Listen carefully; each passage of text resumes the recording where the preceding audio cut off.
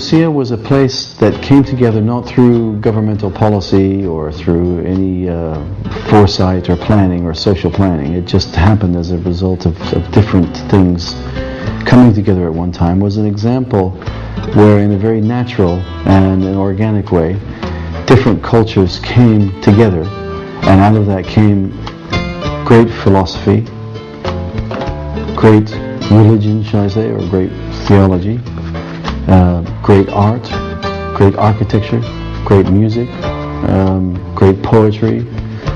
The mixture of these three particular faiths at that time in that place produced something which is, to this day still marveled at and still sensed and felt.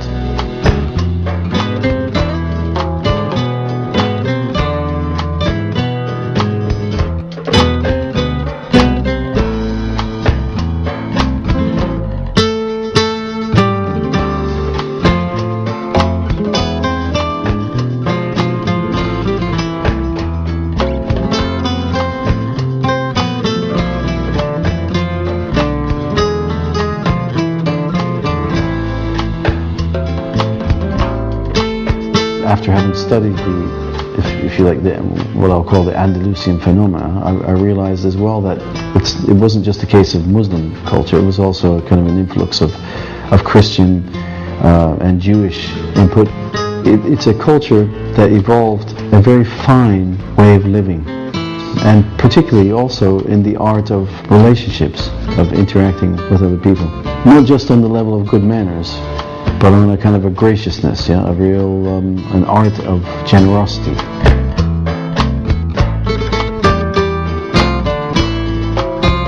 I think one of the main reasons they were able to live together that well was that the Muslim rulers, they were the rulers, but their attitude to other faiths was to allow people to worship as they wished to worship and to control their own affairs. Jews and Christians, for example, had important offices in the ruling of the country as diplomats, as physicians, philosophers. These and scholars all worked together.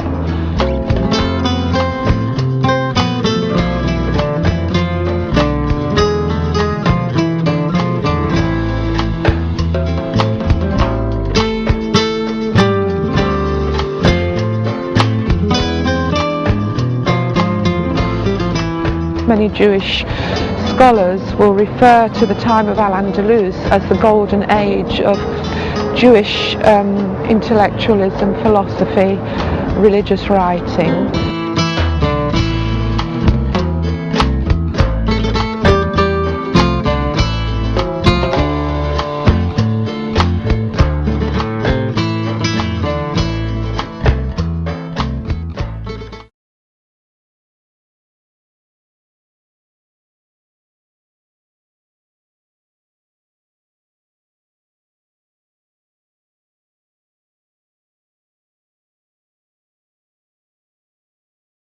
Yo, stop fronting and use your head. Yeah. We in the building. We ain't leaving. We're in. Yo. What I love about living in London is the fact that there are so many different communities. I'm used to and I celebrate very much the diversity of London.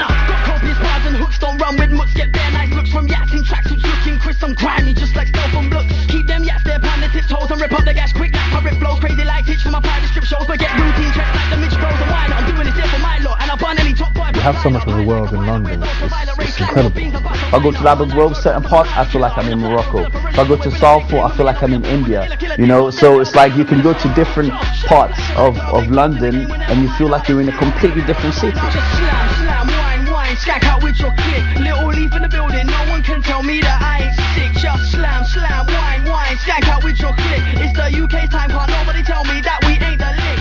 And what you get is wonderful, vibrant neighbourhoods. You know, you can walk around Clapham Common, or in Wandsworth you can see, you know, South American football tournaments are going on, Caribbean cookouts are going on, you know, there's street parties, sort of old school British street parties, but where the people are not necessarily old school Brits. And you get to know people and understanding why is it that they eat like this, or why is it that they speak like this, why is it that they interact like that. So you get to know about to know a lot about different communities without having to travel somewhere else.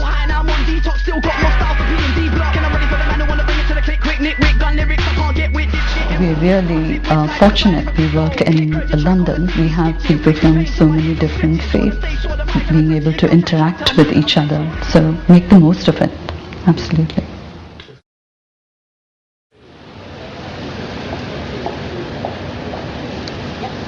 You see it's cold outside, I got my coat on. My mommy looked in my eyes and told me hold on. She said there's danger down the road that I walk on. I know who walked on it before, now they're all gone. Locked in a cage or down in the grave. This is the outcome from the choices we made. Alhamdulillah, I feel I've been saved. Alhamdulillah, I feel I've been saved.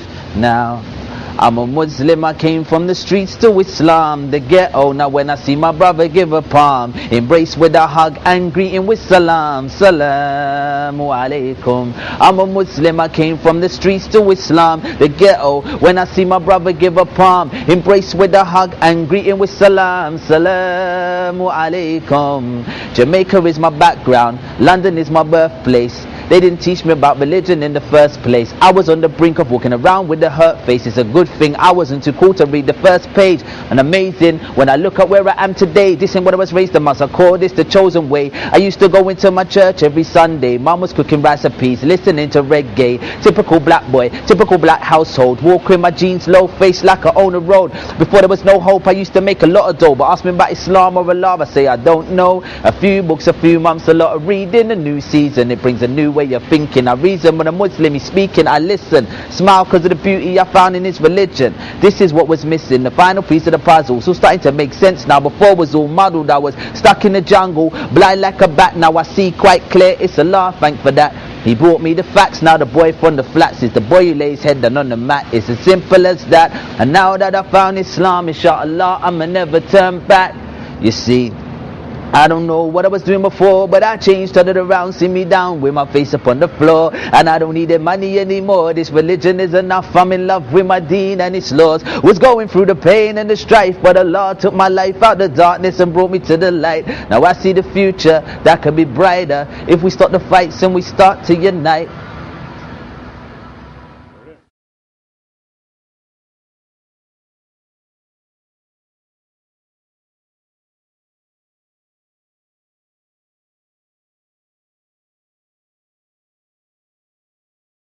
Well, due to all sorts of natural causes, if you like, again, London has become a centre of this kind of intercultural, but probably even wider now than just the three Abrahamic faiths.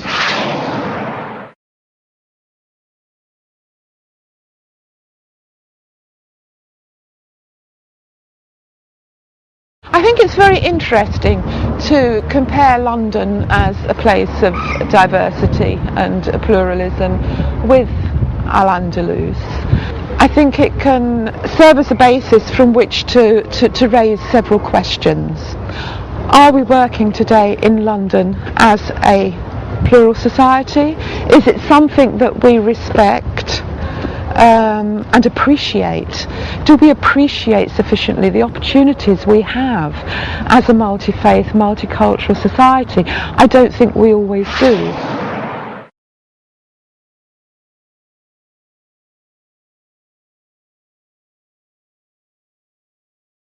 I think it's definitely important to sit down and to be able to be in any situation and to be able to talk about your faith, and you're able to kind of relate to somebody and realise that there are similarities amongst the faiths in terms of principles, and principles about respect, principles about unity, and the way that we want our community to come together. I love learning. Like before, when I was younger, well, not when I was in my GCSEs, I did RE, And then I started knowing more about Christianity. I knew about Christianity to the slightest. I knew that you guys believe that Jesus was the Son of God. But I think that's all. I didn't know a lot about Judaism. I learned recently, and I think it's amazing. And Buddhism I learned recently. So I want to learn more, because I think it's interesting to know about other people's faiths, and because if I don't learn about theirs, why should people learn about mine? And especially if I'm living in the same community as people with different faiths, I want to understand, and I hope people understand me. And what has your faith done for you? Why is faith important to you? My faith is important to me because I become so much appreciative of everything in life.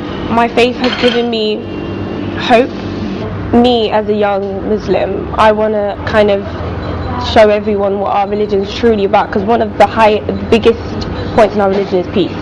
Like everything we say, like Assalamu alaikum means may peace be with you.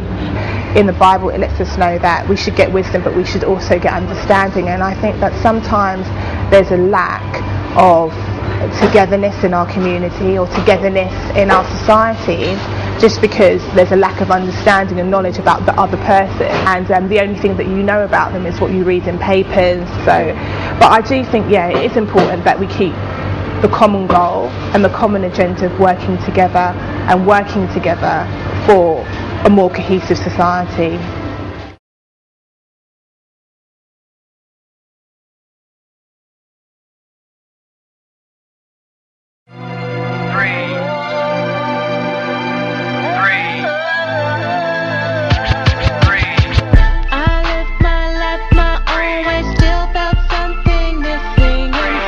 My name is Pastor Freddie Brown. I'm the co-pastor of the church here at number 7 Beechcroft Road. We have, I think at the moment, a congregation of about 300. We do have a large number of young people that come. In fact, we have about 4 generations. The event coming up is called Praise in the Park, which is a free gospel concert. We take over a major part of Tooting Bec Common, and we just have this all-day gospel concert that the whole community is invited to. The last time we were there, a couple of years ago now, we had about 6,000 people. We go to Victoria on Thursday evenings and give food to those who are homeless. We also have something called the Stepping Out Project as well, which we're in the process of developing that. That is for offenders who have just been released from prison and who need a helping hand to be reintegrated into the community.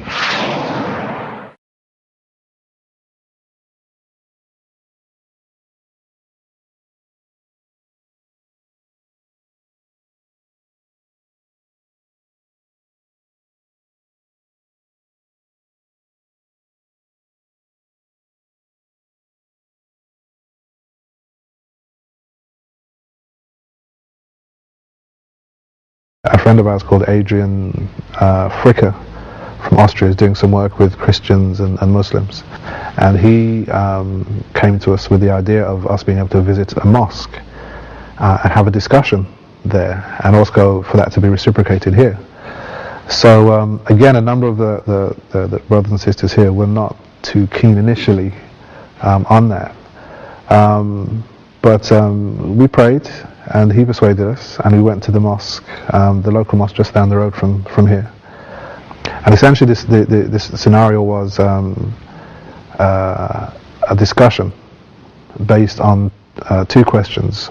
Was Muhammad found in the Bible, and was Christ found in the script, Christ found in the Quran, sorry. And somebody defending the Muslim faith spoke, and somebody defending the Christian perspective spoke, and you were allowed to write out questions to ask. And there were some good questions from both sides around that.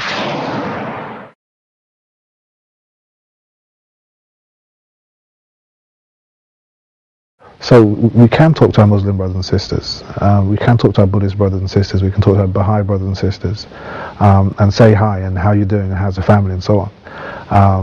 And I think that kind of way of being honors God far more than separating ourselves. Buddhists, Christians and Muslims ride on the same buses, we walk on the same streets, we ride the same tubes, we breathe the same air. So surely we should be able to sit down and reason. And possibly along the way we might learn something from each other. We're all searching for that feeling. So to the core we dig for that one thing. The spirit that dwells, that refines our being, moves us forward till we be doing for destiny. See, divine inspiration says to me to live life fully. Know that I called thee for a reason. I am the Alpha, the Omega, the one, the all, the controller of seasons. We all searching for that feeling, right? To know that we belong. We all fighting the good fight, missioning on with scripture and song, with Bibles, Qurans and Torahs. From Hindus to Buddhists to those who don't even believe in Ish. Atheists to spiritualists. We all searching for that feeling. We exist side by side, grouped individuals trying to survive. So we create our titles and songs and teach our children to sing along in our many faiths and spiritual forms. See, I cry to Christ for crystals of courage, calling for his divine intervention, quoting verses, you will never leave me nor forsake me, thy rod and thy staff, they will guide me. They guide me through the darkest valley, so I break bread daily. While she hails Selassie, dwelling in the most highest palace, chanting Jah Rastafari, each one teach one, Jah bless I and I, never stress I and I, whilst he makes his mark, marching with Prophet Muhammad, praying 5 times a day to Allah, greeting each other, Assalamu alaikum, Malaikum salam. So we all searching for that feeling. See, because we all know the power of karma. Do unto others as you would want done unto thee. And what amazes me is that's said in every holy scripture. See, the picture painted is not to judge one another, but care for one another as sister and brother. Because we all searching for that feeling, right? The feeling of having insight, of knowledge and wisdom through righteousness and truth. To have the fruits of the spirit, peace, love, self-control. To get closer to the higher, to be refined, tightened, never loose. Many faiths cooped together in this cage called London. Let's create a culture of cohesion. I'm not talking let's all just merge in, but by building a new movement, with respect for others as a foundation, we take the log from our own eye before we talk about the speck from another's. Why? Because we all searching for that feeling within. Thank you.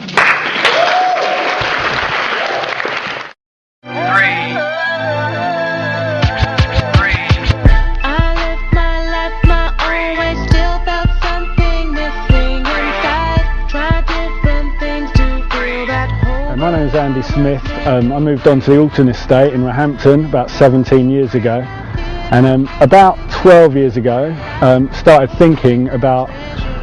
seeing some of the needs on the estate, seeing kids riding around on stolen mopeds. I'm a Christian, and for me my faith wasn't about just what I believed in my head, it was about what I actually do and what we as a community of people do in a community where there's such a need. So we set up Regenerate about 10 years ago in response to us wanting to make a difference and demonstrate our faith in the community.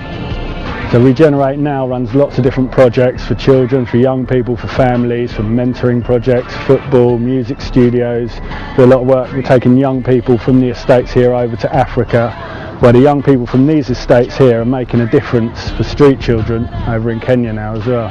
I'm just inspired by the person of Jesus. You know, Jesus got his hands dirty. He was born as like a refugee to a young teenage mum, born in a stable. You know the story. He hung around with people that were notorious as sinners or prostitutes, or they called them tax collectors.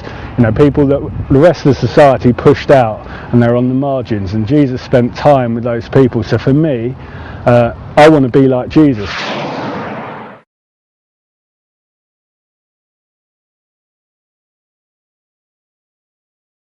So we at Regenerate, we work with people of all faiths or of no faith, and I think it's about being inclusive to everyone. It doesn't matter to me whether you believe in God or you believe in Jesus. You know, we want to see a difference. We want to make a difference in our communities here in London, and so it makes no difference to me if you're a Buddhist, Christian, Muslim, atheist. You know, we want to see the best for all people. We want to see people reach their full potential.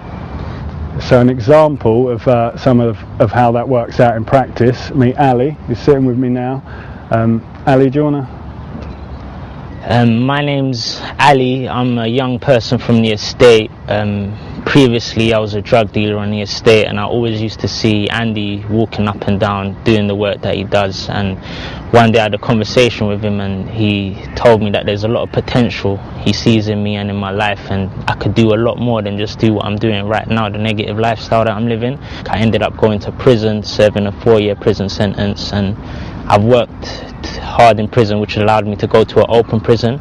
And now interacting back with Andy and engaging with the work he does, he's allowed me to come work for Regenerate, being a Muslim, not discriminating me in any way, allowing me to be as free as possible regarding my faith, my religion, but still doing the positive work that I can do with Regenerate. And that's basically it, and he's an inspiration to my life.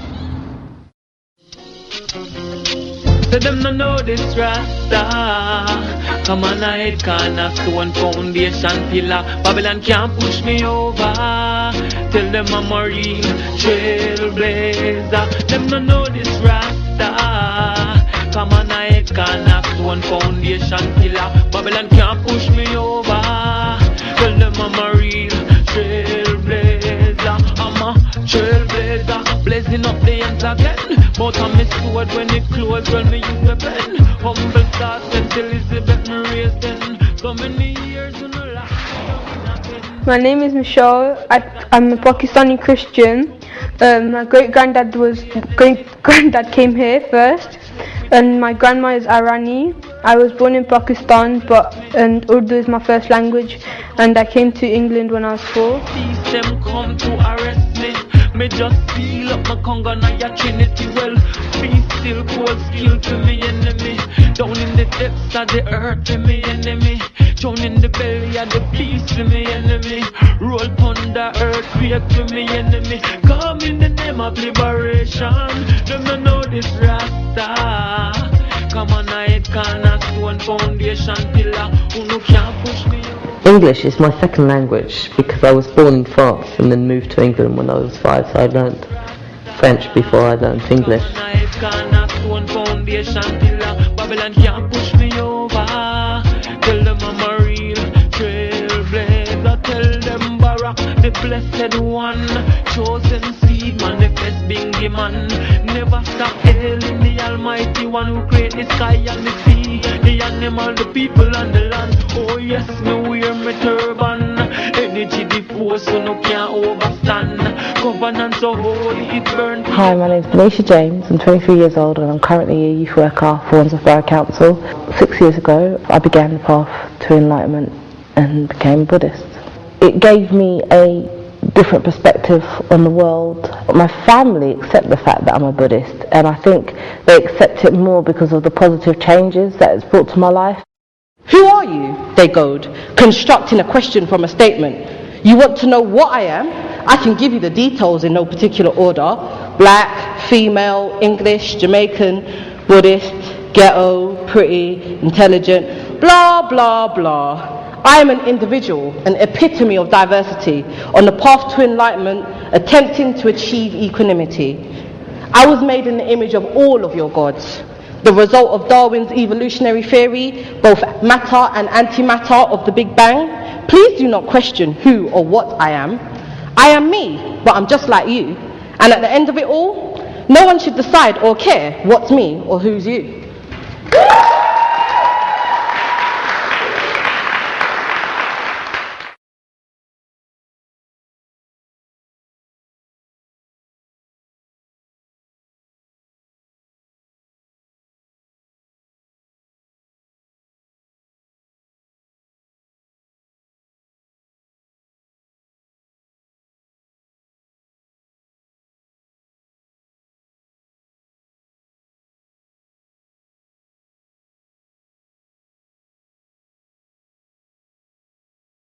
I think it's an amazing thing to live in a society that's full of different faiths and religions, being a Buddhist, they practice and they teach a philosophy of understanding and acceptance.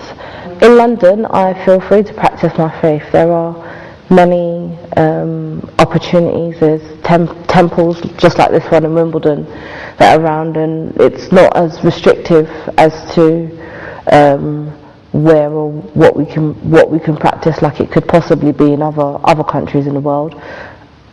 We are given free reign. There may not be as many temples as mosques or churches, but we do have that opportunity, and it is widely accepted.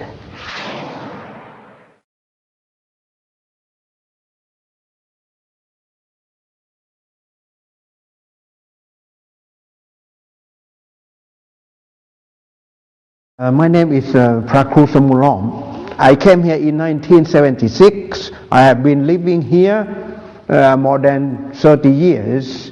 I have seen many things in Great Britain. I'm not claim that I'm expert, but I understand the situation enough, because in England they have the freedom to keep the people who want to follow or to practice any kind of religion. Come on, I can't stone foundation pillar. Babylon can't push me over. Tell them I'm a real trailblazer. Them no know this Rasta. Come on, I can't stone foundation pillar. Babylon can't push me over. Tell them I'm a real trailblazer. I'm a trailblazer, blazing up the entire. I was born in Kathmandu because my parents were working as doctors out there for a Christian charity called the Leprosy Mission. With the NSC, I do the works of the one who will bless me. When false teachers try come to test me, or when the beast them come to arrest me, me just seal up my conga now your Trinity well. Be still cold skill to me enemy.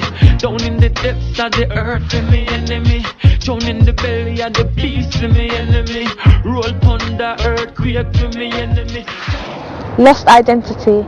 I am a Muslim, Somali, British citizen. Three people in one, they say, evident of the sum, I say. However, I feel like I'm almost losing myself in a trance. I feel like I'm trying to be three people at once, but as culture and religion confusingly mixes, you see my difficulty isn't given an easy chance.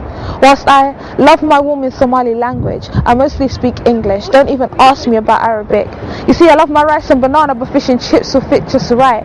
And you see, when you enter my home, you will see on the coffee table halwa and English tea, and for seating you will see a fadi arbed and an English speaking TV. You see, in my home the atmosphere is westernized, but Somali culture still lingers in the air, and whilst we have managed to mix two different cultures too far apart to compare, it's only the balance of religion that seems to make this mix fair.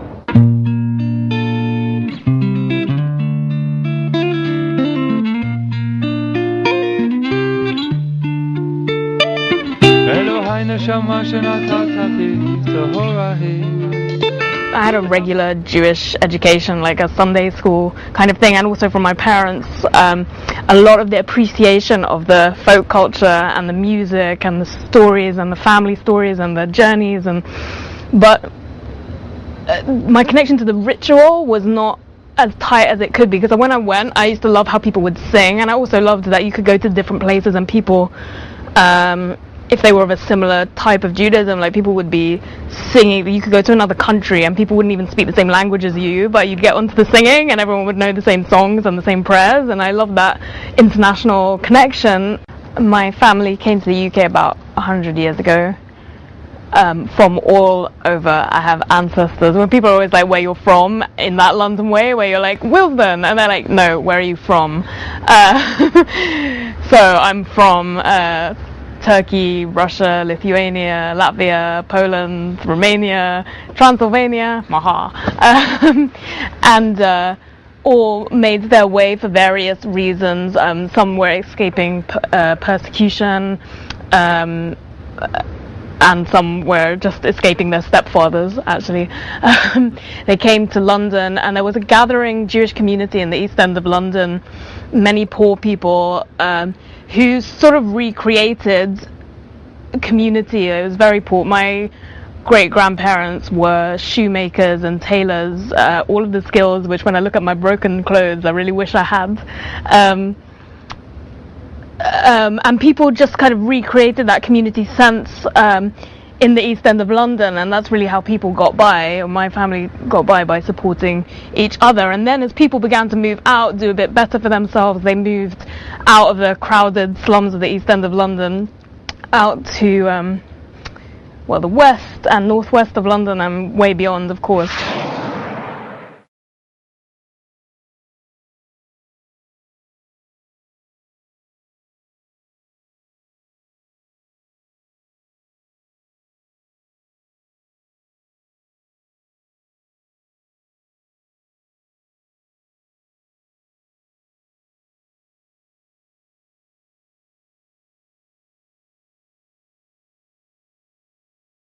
Well, I tell stories from all different cultures and I'll research them a lot. I tend to stick to the folk culture. These sacred stories have a particular place, but we all have a folk culture to draw on. So I love stories about transformation and the possibility of change, because when I was really small, I heard a couple of grumpy adults say, oh, such and such, they can't change, or they'll never change their ways, and I really hated that because I think it's always possible to open up your mind to new possibilities. Very simple story about a boy on a beach that's full of starfish, and he's throwing the starfish back into the sea one by one, and another grumpy old man comes up to him and says, why are you throwing starfish into the sea? There's thousands of them, it won't make any difference. And he nearly gives up, and then he looks down and there's one on his shoe, and the little boy, he picks it up and he throws it back into the sea. He says it makes a difference to that one. Small stories like that can make a big difference.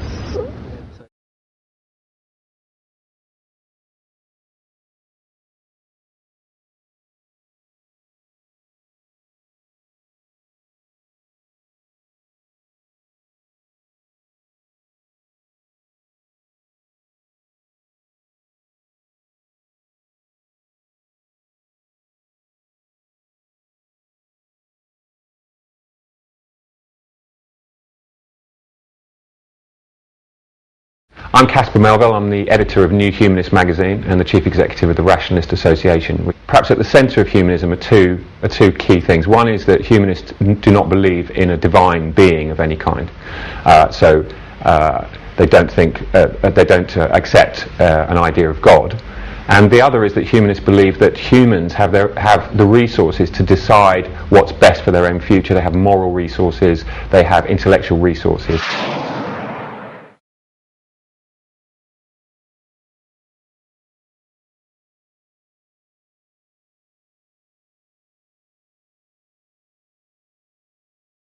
The idea is that you organise society so that it can accommodate people of all kinds of beliefs, including, as it were, no belief in God and any kind of religious view. But what you need in order to do that, in the humanist view, is a secular system which doesn't privilege any one religious belief over any other. And when you can create that, and of course we have created that in most Western societies, it creates the perfect environment within which, in the public sphere, no one belief system, not mine, not yours, not anyone's, predominates. That, as it were, the state and the public system is sort of colourblind when it comes to belief, which allows people to believe whatever they want.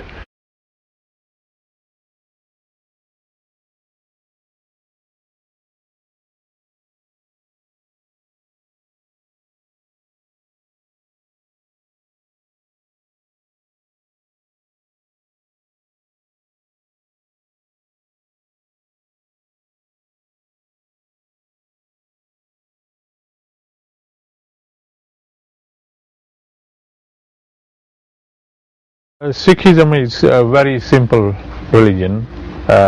Okay, you see me with a turban and a beard, and we do have our basic necessities, but it doesn't interfere with anybody. There is a Sikh temple here, which is very near to us, and there's a lot of worshippers every weekend or the weekdays. They come here. So living in Tooting multicultural, I think is a bonus.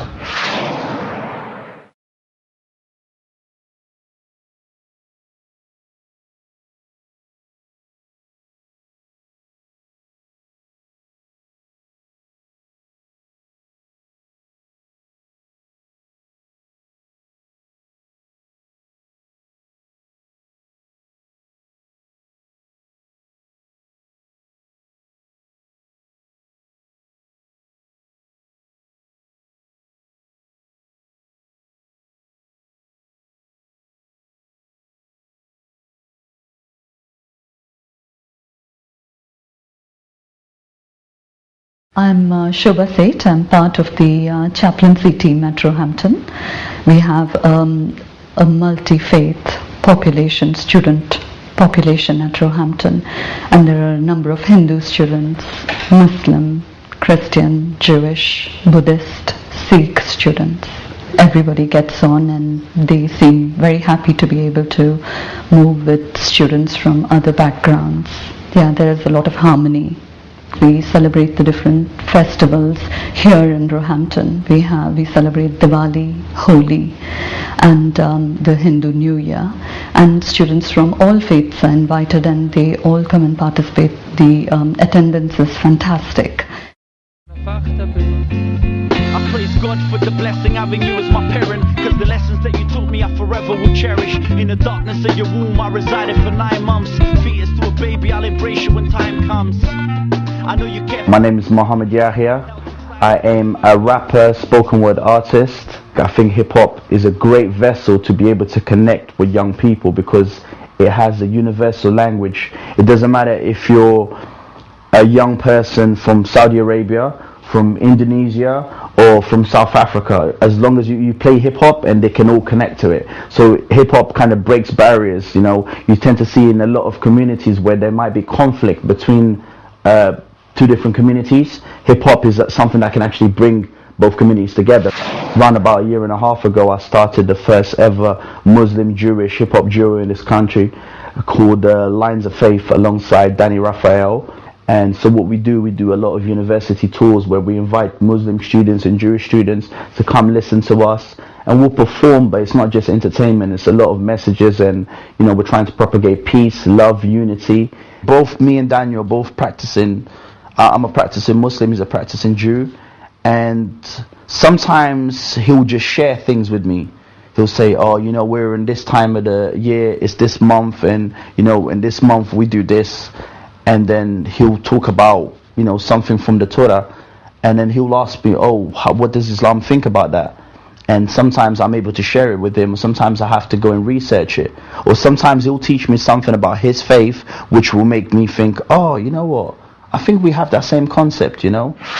From Moses to Jesus to Muhammad, I say peace to all the prophets. A universal message manifested in my topics. Legacy of truth, ancient lessons for the youth. It's the struggle that we choose. Prison hearts we want to soothe. Eradicate the hatred and our respect and all that's sacred. Agree to disagree through our dialogue and patience. Some focus on the differences, forgetting what the mission is. Order to prevail, we have to be less prejudiced. Intolerance to others is totally preposterous. A lot of us preach hate while expecting them to follow us. Let's focus on the teachings and understand its meaning. Maybe then we'll do less preaching because we argue for no reason. It's important that we pray for a better, brighter day. Eradicate the pain because I'm tired of this way. Blessings of connection that we're spitting on the booth. Bring the heavenly to earth with the legacy of truth. Sometimes we can have an idea what a perfect state is. You know, and because where we're living is not that perfect state, then we'll just criticize everything about the society. But the reality is, if you look at the golden age like Andalusia, I'm sure there was problems in that society.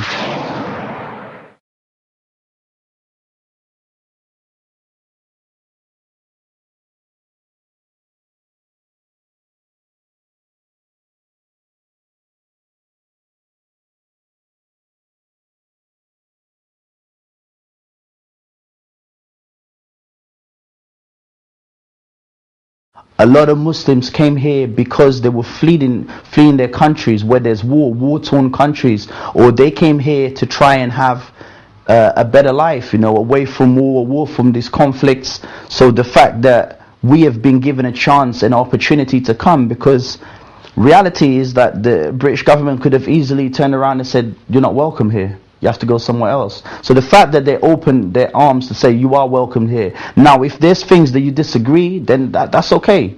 You know, I'm sure that I can find something that I disagree with the policies of every single country in the world. There's at least one thing.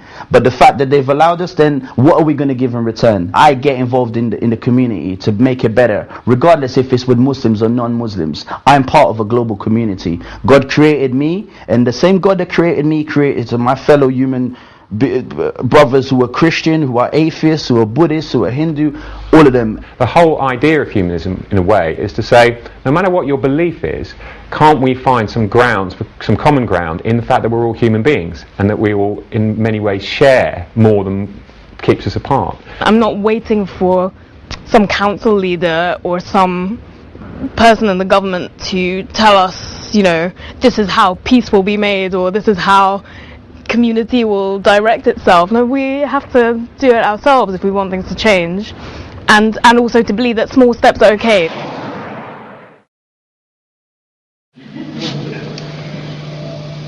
Give me strength, O Lord, and keep me from falling. She called out, give me strength, O Most High God, for I need you today.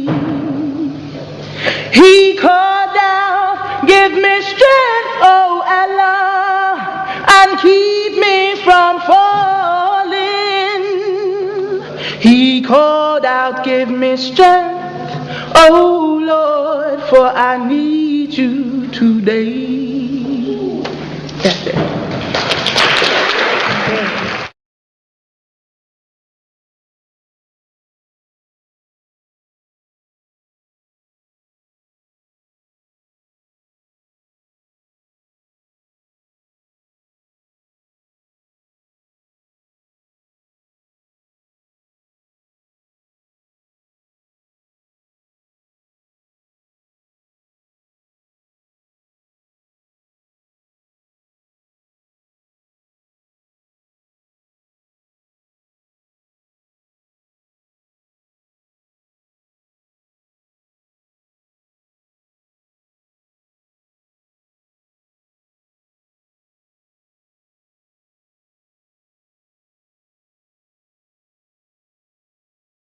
In London, I feel like it's very diverse. Everyone just accepts each other's differences, and it's cool. You might get in certain places, people might look at you a bit funny, or even a bit scared or wary, but I fully understand that. I never feel offended. If I get on the tube and I've got like a scarf like this on my head and a long gown, and I sit next to someone and she feels a bit scared or anything, I won't even feel offended, because I feel like it's not her fault. If I saw someone get on the tube with a balaclava on, I'd be a bit scared, because in the media it's showed us that people in balaclavas are usually going to rob or usually going to commit a crime. So I'd feel a bit like, oh wait, what's going to happen? When he could just be doing it because it's cold. But at the same time, if I got on with this, the media has shown that people who dress with like a scarf on their head and that gown are usually terrorists, are usually extremists. So I can understand if they're scared. It makes sense, because that's what it shows, that's what it represents. So all I've got to try and do is show the opposite, and like give up my seat for someone, hold the door open for someone, just let them know that people that dress like this or look like this is not necessarily bad. So maybe I could do my part, and they could go home and say, no, not all of them. I met one of them today, he was really nice, helped me carry my bag up the stairs. When he spoke to me with the same language I speak. He wasn't like some foreign guy, so they could understand.